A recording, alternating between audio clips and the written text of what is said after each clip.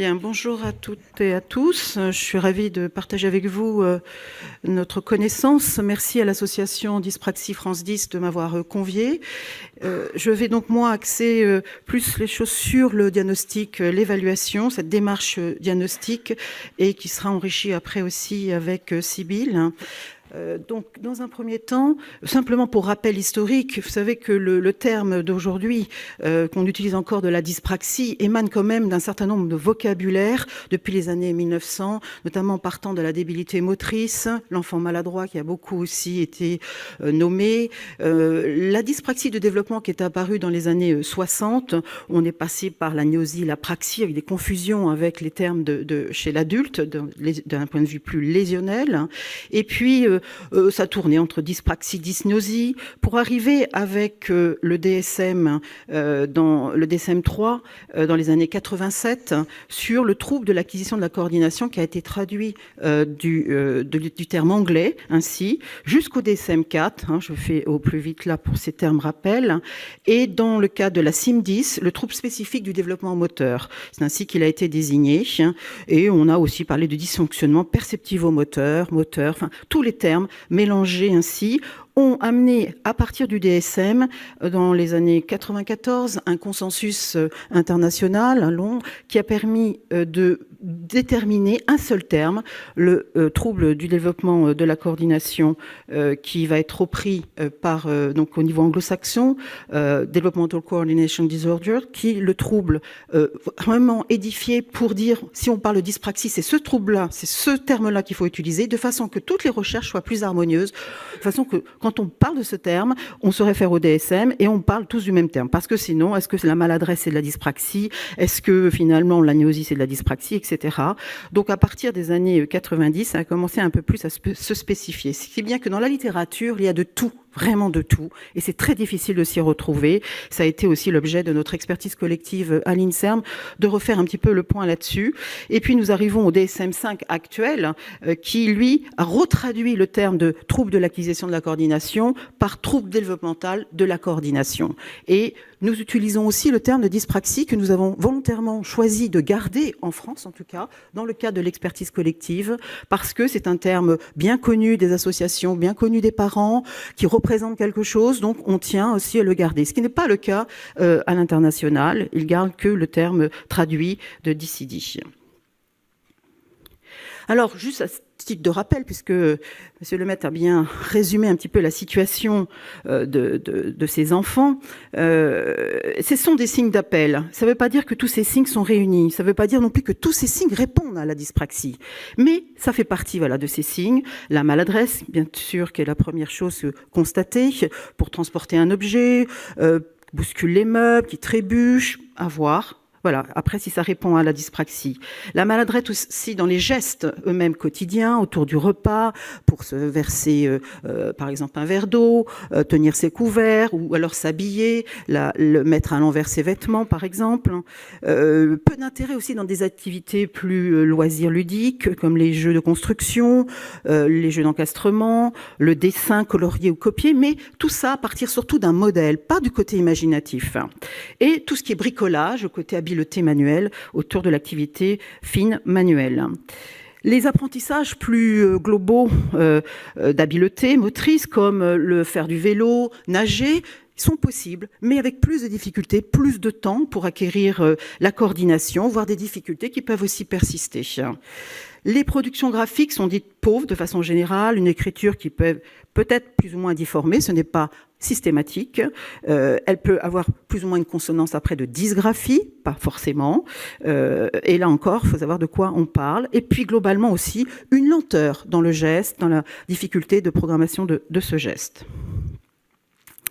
Alors, si je prends un petit peu une définition pour l'introduire, le trouble développemental de la coordination, je vous ai dit qu'il est appelé aussi dyspraxie, est un dysfonctionnement de la coordination de mouvements volontaires, intentionnels, donc qui implique avec une motivation, une intention et décision, donc c'est pas un mouvement au hasard, une planification et programmation de l'action motrice, avec ou sans signification.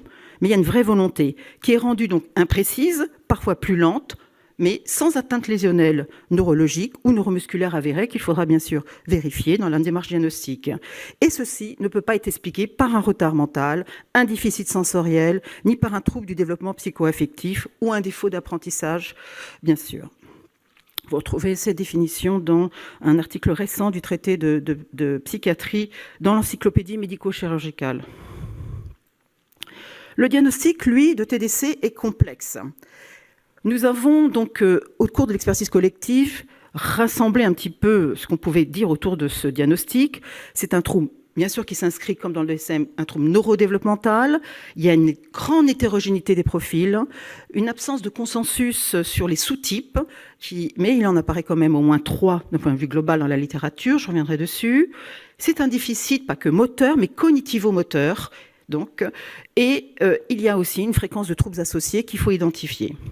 Donc le groupe d'expertise a recommandé le diagnostic individualisé, centré sur l'individu et la famille, approfondi, on va le voir avec les 4 critères du DSM, mais pas seulement les 4 critères, sinon ça serait vraiment trop limité.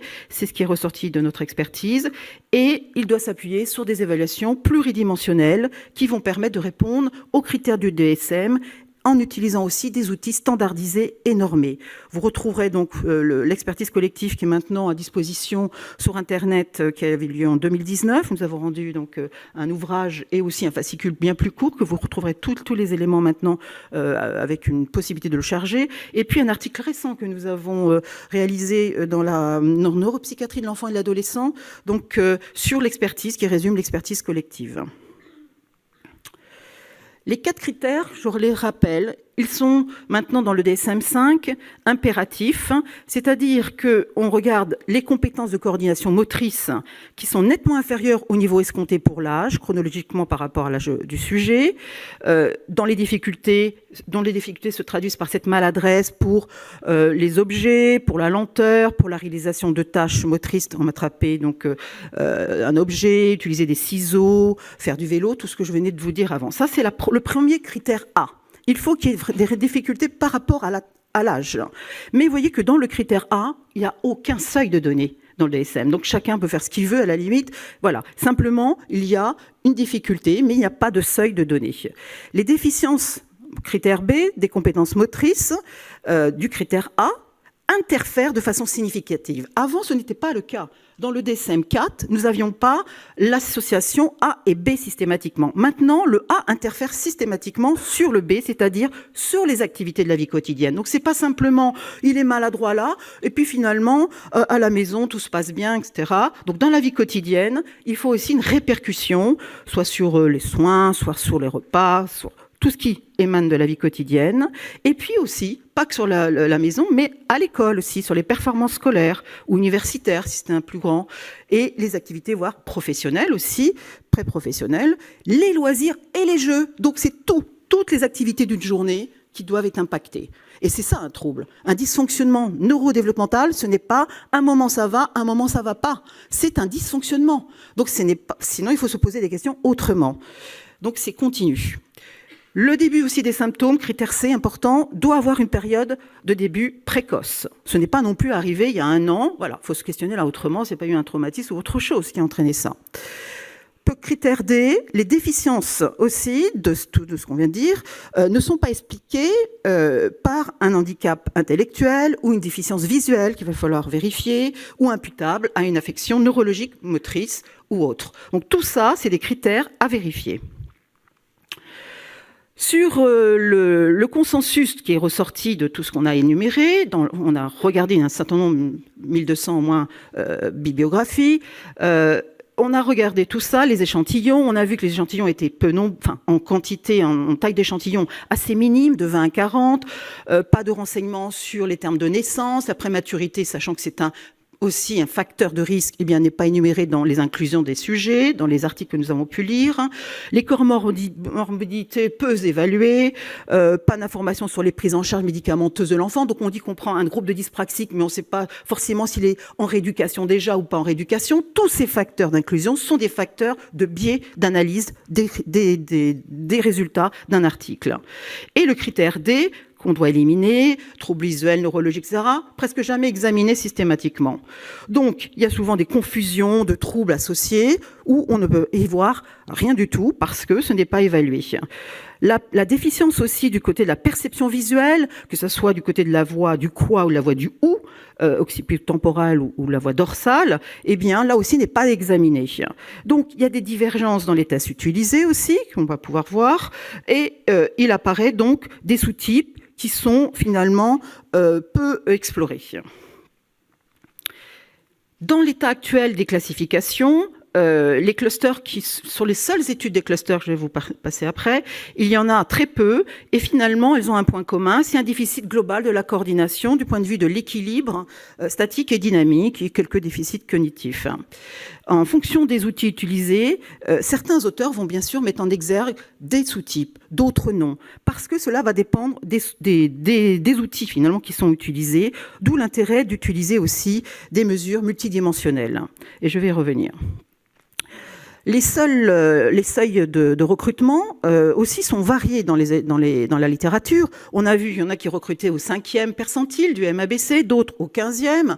Donc voilà, cette divergence est aussi importante parce qu'on va du sévère à quelque chose de moins sévère. On ne parle pas forcément de la même chose, mais voilà, c'est la diversité qu'il y a dans les articles qui a fait que c'est très difficile. Et on comprend pourquoi on en est là aujourd'hui. On comprend que vis-à-vis de cet état des lieux qu'on a fait, moi j'avais déjà fait aussi dans les années 90, on est noyé, on ne sait pas ce que c'est que la dyspraxie, parce que tout le monde en parle, mais tout le monde ne fait pas la même chose. Donc voilà, d'où l'idée de cette expertise collective, de se donner aussi des grandes lignes du diagnostic. Donc les notations souvent de performance, notamment avec le MABC, de dégradation de la motricité globale ou fine, ou on regarde motricité globale et fine pour ce score de dégradation qui associe les deux, mais est-ce que c'est l'un ou l'autre ou les deux qui est touché? Et puis on peut aussi introduire, on verra, de faux négatifs. Donc prudence qui a été mis à travers des articles internationaux sur l'utilisation des MABC qui n'apparaissait pas finalement comme l'outil gold standard, qu'on a pu le croire, de la dyspraxie. Et il est important surtout de compléter les évaluations pour faire aussi un diagnostic différentiel. Je vais y revenir. Donc ce diagnostic a plusieurs étapes. D'abord, l'anamnèse, la prise en compte de la plainte par les signes d'appel, ce qu'on a vu tout à l'heure. Donc ces signes d'appel, très clairement, voilà, c'est dans cette catégorie de signes. Mais à partir de là, il faut voir, voilà, quelles sont l'origine de ces signes. L'anamnèse est bien sûr à prendre en compte en détail, comme on le fait d'un point de vue médical, avec toute l'histoire périnatale, la naissance prématurée ou pas prématurée, tous les anomalies qui auraient pu être constatées dès la naissance, et le développement psychomoteur de l'enfant, bien à prendre en compte, bien que le développement moteur de l'enfant, psychomoteur de l'enfant, n'est pas forcément un lien direct avec la dyspraxie en elle-même. Il n'y a pas forcément de trouble du développement psychomoteur en amont, systématique. Les questionnaires, on va revoir ça. Et puis, une évaluation standardisée et normée, ça c'est impératif, c'est nouveau aussi par rapport à notre expertise, c'est d'imposer enfin des outils normés, systématiques, ce qui n'est pas toujours le cas et ce qu'on voit encore aujourd'hui, des bilans qui sont faits sans normes, sans repères au développement et à l'aspect développemental, j'y reviendrai. Complétés par d'autres investigations pour aussi prospecter sur les autres secteurs de comorbidité et de savoir si on est bien dans le cadre du TDC. Un diagnostic donc différentiel qui pourra être fait à partir de là. Donc, si je reprends sur les activités du critère B, donc sur la vie quotidienne, les participations dans la vie quotidienne, à l'école, dans les loisirs, les impacts sur les activités scolaires, tout ça est questionné, activités professionnelles, les loisirs, etc. Il existe des différents questionnaires qui sont les plus utilisés, qui sont le DCDQ qui est maintenant en norme française, un certain nombre de questions. Je pense que peut-être Sybille reviendra peut-être un petit peu. Le DCD Daily Questionnaire et le MBBC2 qui est un questionnaire. Mais ces questionnaires ne sont pas pour autant spécifiques, comme le sont tous les questionnaires. C'est valable dans l'autisme aussi. C'est pareil, il y a un ensemble de signes d'appel dedans. Mais de dire qu'un questionnaire fait un diagnostic, c'est une grave erreur. Parce qu'on voit aujourd'hui beaucoup aussi de diagnostics qui sont faits que sur des questionnaires. Il faut évaluer les enfants en action parce qu'on ne voit pas la même chose entre des signes d'appel qui peuvent être mélangés par des biais de comorbidité et la réalité. Donc c'est simplement, voilà, un apport de questions qu'on peut vraiment cibler, mais néanmoins, ils ne sont pas très spécifiques. L'évaluation standardisée, elle, on vous a dit, normée. Il y a le MABC qui est le test le plus utilisé. Dans la littérature, nous avons donc conseillé au moins d'aller jusqu'au percentile, 16e percentile. Hein. On est plus proche donc en dessous de moins un écart type. On peut laisser passer vraiment des enfants avec une discrète maladresse qu'ils compensent intellectuellement, parce que ce sont des enfants intelligents de façon générale. Ce n'est pas un trouble vraiment d'un déficit intellectuel qui joue sur le mouvement. Donc à partir de là, il y a des degrés aussi dans l'intelligence, et cette intelligence peut servir à compenser, à masquer le geste. Et l'enfant peut essayer de s'en sortir comme ça. Donc pour des enfants, ils sont tellement discrets, et puis même verbalement très bien, très haut même, si bien qu'on dit, évidemment, il fait exprès, parce que voilà, il parle bien, mais pourquoi il fait pas attention, pourquoi il est maladroit, pourquoi il fait pas attention à être plus propre dans son cahier, etc. Donc toujours des culpabilités à tort, sans comprendre que l'enfant a une réelle difficulté dans ce secteur. Les épreuves aussi doivent être complétées par des épreuves développementales, neurodéveloppementales, neuromotrices. D'un point de vue quantitatif et qualitatif, je vais vous en illustrer. Donc, on a conclu à une absence de gold standard pour l'évaluation de la motricité. Donc, c'est pas de se contenter que du MABC, mais du MABC avec des tests neurodéveloppementaux. Et chez le jeune enfant aussi, de 0 à 4 ans, nous avons le DF-MOD d'un point de vue développemental et non un test global de performance, comme est le MABC ou comme est la plupart des tests, comme le Brunet-Lésing, c'est-à-dire simplement se contenter d'une habileté et pas de regarder l'aspect développemental de cette habileté. Utiliser donc des outils valides dans les recommandations, des tests de performance à compléter avec des tests neurodéveloppementaux si c'est le cas, et éviter pour cela les faux négatifs et faux positifs, je vais l'illustrer, et des tests donc complétés par des tests standardisés dans les autres secteurs, des praxis, de l'imitation de gestes, visospatiaux, visioconstructifs, visiomoteurs, pour pouvoir établir une typologie que vous connaissez bien, que les parents, les associations connaissent bien et que les parents aussi connaissent bien et qu'il faut identifier. J'illustre ça parce que, voilà, le MABC, il y a des épreuves tout simples sur un pied qu'on a tous dans tous nos tests finalement. Vous voyez ce jeune enfant que vous voyez à gauche, eh bien, on le fait tenir donc sur un pied. Les autres sont un peu plus grands, ils ont à peu près 8 ans. C'est sur une planche, donc le MABC, c'est un peu plus compliqué. En plus, non seulement c'est difficile de tenir sur un pied, mais en plus, on vous met une planche. Donc, alors, est-ce que l'angoisse d'être sur la planche, est-ce que c'est de tenir sur un pied qui va être difficile? Le problème du MABC, c'est que c'est un test d'habileté. Donc, je vous mets en garde sur ce que vous voulez regarder à travers un test d'habileté, parce qu'il y a souvent des doubles tâches à contrôler, et on ne sait plus, quand c'est en échec, si c'est la double tâche ou si c'est finalement vraiment le trouble en lui-même qu'on regarde. Alors, on va bien sûr voir que l'enfant est en échec, mais on ne saura pas pourquoi. Donc, j'illustre ça sur le fait que, par exemple, le jeune enfant qui tient, vous voyez, avec les mains écartées, comme ça. Les autres, pareil, mais ils tiennent leurs 10 secondes. Ils ont tous le maximum de points, le jeune comme les plus vieux. Sauf qu'avec un test développemental, la même épreuve, sur 10 secondes, on va regarder comment l'enfant fait avec ses bras. C'est noté, cette compensation, parce que ça fait partie des compensations posturales, d'anticipation posturale. Donc, on va regarder, et vous voyez en bas, l'évolution graduelle, développementale de 4 ans à 8 ans, avec les bras qui, au début, 30% pour les 4 ans à 5 ans, puis plus de 50% pour, en bleu, vous voyez, pour les plus proches de 5 ans, et ainsi de suite, c'est progressif. Donc, cette progression que vous voyez, je ne sais pas si là. Bon. La progression que vous voyez, elle est développementale. Il faut en tenir compte. Ce qui fait que le petit garçon que vous avez vu tout à l'heure, eh bien, lui, il est tout à fait dans sa moyenne d'âge attendue par rapport à son âge, mais que les plus grands de 8 ans, ils sont en dessous de moins 2 écarts types. Sauf que vous ne le verrez pas dans les MABC parce que vous compterez, c'est très bien. Voilà, il a réussi. À quel prix? Pas grave, il a réussi. D'accord ? Voilà. Donc ça, on passe à côté, vous voyez, on passe à côté de l'identification du trouble, parce qu'il y a des compensations, il y a une mise en jeu. Et ce qu'on veut voir, c'est justement ce développement qui doit être là normalement, puisque les normes sont là pour vous rappeler que c'est là en fonction. Donc ça, c'est un test neurodéveloppemental qui est la NP-MOD qui vous permet de regarder tous ces aspects-là dans la quantification et la qualité du geste. Il y a le temps et l'aspect comment. Et c'est ça le développement. Le développement n'est pas quelque chose d'acquis. Ce n'est pas une habilité comme l'adulte. On n'a pas acquis, on est en développement. Donc il faut évaluer en fonction de l'âge et tenir compte de ça pour s'écarter ou pas de la moyenne. On a actuellement l'épreuve du NP-MOD, je n'ai pas le temps de passer en revue, simplement pour vous informer qu'il y a une épreuve maintenant, l'épreuve est totalement digitalisée. En 2 secondes, vous avez un profil qui vous montre en rouge les écarts types, ce qui est bon. Au niveau du tonus, une évaluation quantifiée du tonus, des fonctions motrices, etc.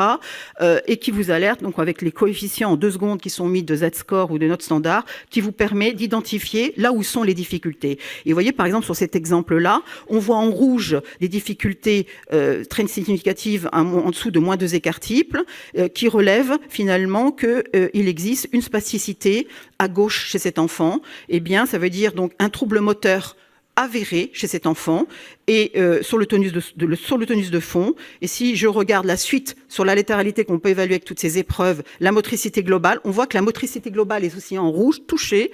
Et là, si vous faites un ABC, vous allez dire c'est touché. Sauf que vous n'auriez pas vu qu'il y avait un trouble moteur avéré. C'est un trouble de la voie motrice, l'exécution motrice. Ce n'est pas une dyspraxie. Pour l'instant, c'est pas une dyspraxie. Par contre, ça retentit sur le déséquilibre. Mais c'est un trouble moteur de la voie pyramidale. Donc là, on le voit. Et ainsi de suite. Quand on voit le reste des épreuves en vert, eh bien, on voit juste la répercussion sur l'habileté manuelle. Évidemment, à gauche en plus. Il avait, sur l'hémicorps gauche, un trouble moteur. Donc, on comprend qu'il est maladroit avec cette main gauche. Si, heureusement, qu'il écrit avec la main droite, tant mieux pour lui. Si ça aurait été la main gauche, ça aurait été une belle dysgraphie. Et on aurait dit dyspraxie. Vous voyez ? Donc, il faut faire très attention à cette comorbidité de troubles qui s'associent, qui peuvent donner la même expression, évidemment, sur l'autantissement. C'est la même chose pour les troubles perceptifs visuels, qui peuvent aussi, un trouble de la fonction aussi visuelle qu'on doit écarter, c'est la même chose, puisqu'on peut avoir aussi une répercussion sur le geste. Donc, le diagnostic différentiel doit se faire.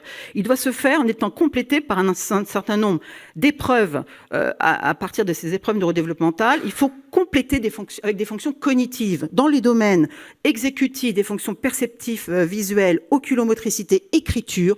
Ce n'est pas, nous avons vu dans notre expertise collective, ce n'est pas spécifique au DCD, au TDC, pardon, ce n'est pas spécifique, ça peut être une comorbidité associée, mais ce n'est pas systématique. On l'a vu que c'était un problème de critères d'inclusion des articles qui mettaient des sujets sans regarder s'ils avaient des troubles de l'attention avant, donc on ne peut pas dire qu'il y a un trouble systématiquement de l'attention dans la dyspraxie. Donc pour cela, il faut identifier qu'est-ce qui va gêner le geste. Pour ça qu'il faut compléter, parce qu'un trouble de l'attention est évident qu'il va être maladroit. Mais ce n'est pas le même système au niveau du système nerveux qui est en jeu pour répondre à cette maladresse. Donc on n'est pas dans le cadre de la dyspraxie. Voyez ? Donc c'est pour ça que c'est important de compléter aussi et de s'assurer que d'autres pathologies n'expliquent pas en elles seules les troubles observés. Donc les troubles sensoriels, vestibulaires et autres, intellectuels, le spectre de l'autisme, qui peut s'associer aussi, mais qui n'est pas systématiquement, c'est un trouble aussi qui peut être présent. Et ça demande d'autres complémentarités de spécialistes autour de l'examen.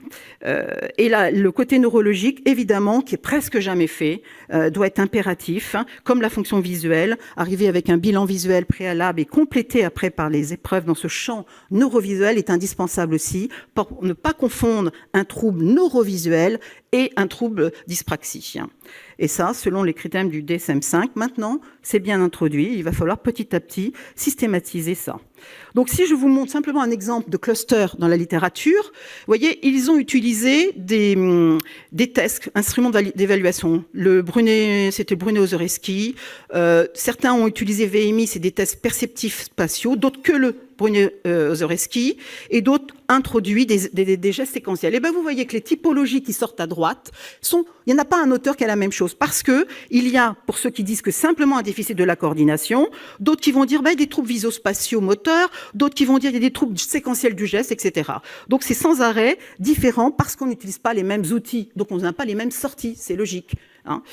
Donc, une autre étude qu'on a faite, nous, avec les clusters, on a trouvé 3 clusters un de visospatiaux au milieu, l'idéomoteur, et on avait classé ça d'un point de vue clinique. Et lorsque vous voyez les pointillés sur la ligne rouge, on peut voir que quand on a mis dans l'ordinateur toutes les données de toutes les évaluations qui sont en bas, c'est-à-dire neuropsychologique, psychomotrice, neuromotrice, neurovisuelle, etc., intellectuelle, etc., eh bien, on voit que la ligne de pointillés, la ligne rouge, que l'ordinateur, la façon qu'il classe les épreuves entre elles, c'est-à-dire qu'il s'associe avec un temps d'échec. Par exemple, vous voyez 80% en rouge pour l'IM d'un item. Eh bien, on regarde tous les items qui sont à 80% ou 60%. Il nous remet l'ordinateur les mêmes items, il regroupe le même graphe que notre clinique pure, ce qui est intéressant pour valider les clusters. Et on peut, à partir de là, on a pu isoler tous les troubles en fonction des pourcentages et savoir que on a un cluster visospatial, un idéomoteur. On n'a pas trouvé de l'habillage isolé comme l'apraxie de l'habillage. Elle s'associe dans